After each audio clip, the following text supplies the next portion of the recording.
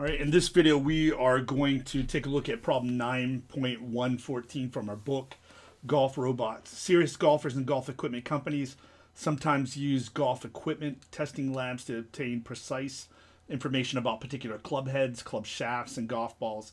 One golfer requested information from the Jazz Fat Cat 5-iron from Golf Laboratories Incorporated.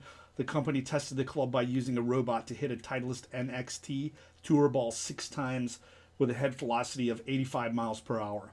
The golfer wanted a club that, on average, would hit the ball more than 180 yards at that club speed. The total yards each ball traveled was as follows. All right, and you can see the data there. In part A, it says, at the 5% significance level, do the data provide sufficient evidence to conclude that the club does what the golfer wants? And then it says, note the sample mean and sample standard deviation of the data are 182.7 yards and 2.7 yards respectively. Okay, so going to the one mean T procedure, right? We are using that because the population standard deviation is unknown here, right? We do have the sample standard deviation. So since the population standard deviation is unknown, right, we are using the T test. All right, so the first thing that we want to do is to formulate the null and alternative hypothesis. All right, so we know that our null hypothesis is going to be mu equals, right? And then our alternative hypothesis is going to be mu is greater than a number, less than a number, or differs from a number. When we read through the problem, it says, do the data provide sufficient evidence to conclude that the club does what the golfer wants, right? And what the golfer wants is a club that would hit the ball more than 180 yards on average, okay? So going back here, right, we are testing the hypothesis that mu is greater than 180. That would be our alternative hypothesis. Our null hypothesis is that the mean equals 180. Okay. All right. So next up is decide on the significance level. Again, that's just going to be given in the problem.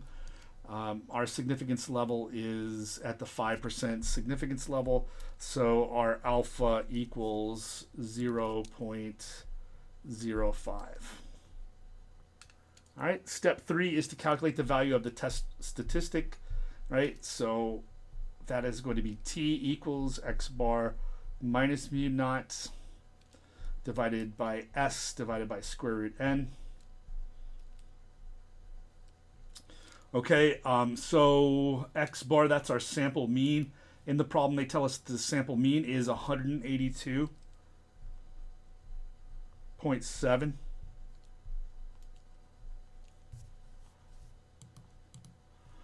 Okay, mu naught is this number that's in the alternative and null hypothesis, so 180. S is our sample standard deviation, and so they tell us in the problem that that is 2.7.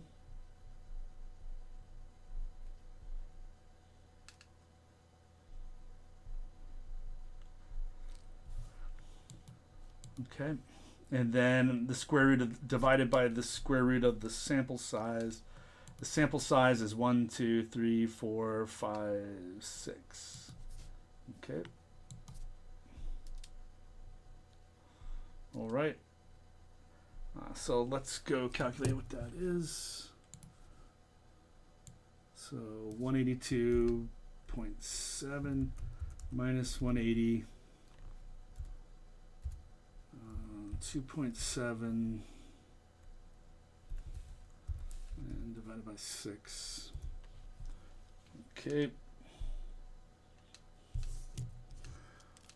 All right, so we wind up with 2.45. Okay, when we round that up to 2 decimal places. Okay, so That's the value of our test statistic. Next up, right, is we're going to get the p-value.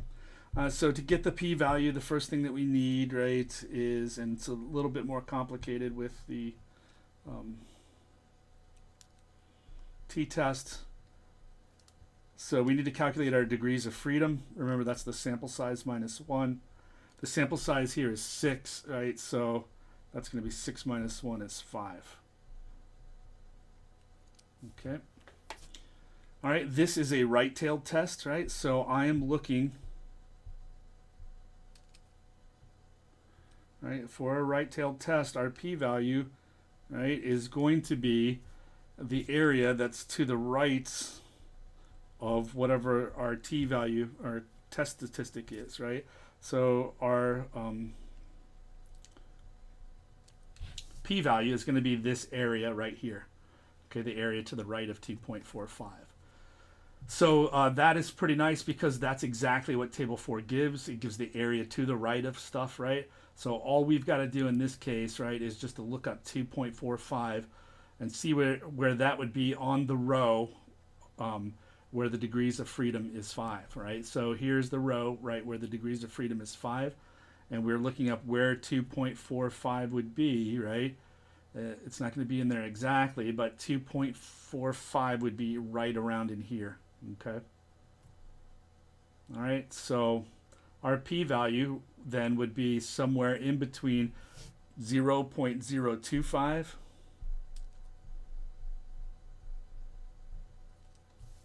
and 0.5. So again, with table 4, we're not going to be able to get the exact p-value every single time. It's just not enough information there, but this is good enough, right? We know our p-value would be somewhere between 0.25 and 0.05. And so then the next step is to compare our p-value, right, with alpha, the level of significance, and see which one is bigger. Well, look, our p-value, right, is somewhere between 0.025 and 0.05. Right? And then our level of significance is 0.05, right? So that's over here. So we know that our p-value is going to be less than that, all right? So our conclusion, right, is that we reject the null hypothesis. Okay? Since our p-value is less than the level of significance. All right, so now we need to make our conclusion right here, and the conclusion is that the data do provide sufficient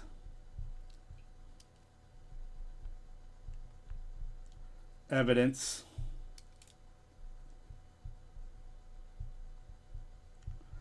to conclude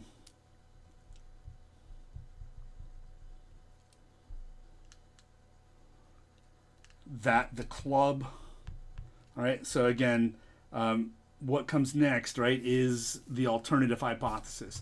Now on the test, right, and on the test 4 in the final exam, right, you won't have to write this yourself, right, but you will have to pick a correct one from the list, right, and so the statement that comes, this part, the data do or do not provide sufficient evidence to conclude that part is always going to be the same, but so the thing is we know that it's when you reject the null hypothesis, it's the data do provide sufficient evidence to conclude, and then it's always going to be stated in terms of this alternative hypothesis. So evidence to conclude that the mean distance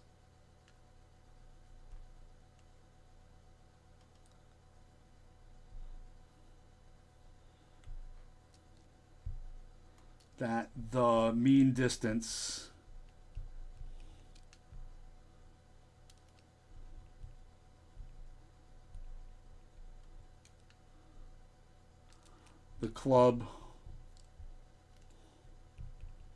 will hit the ball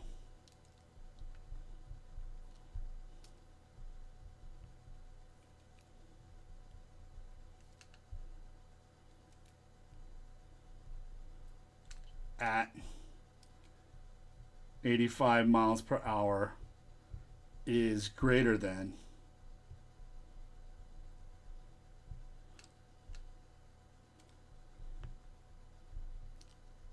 180 yards.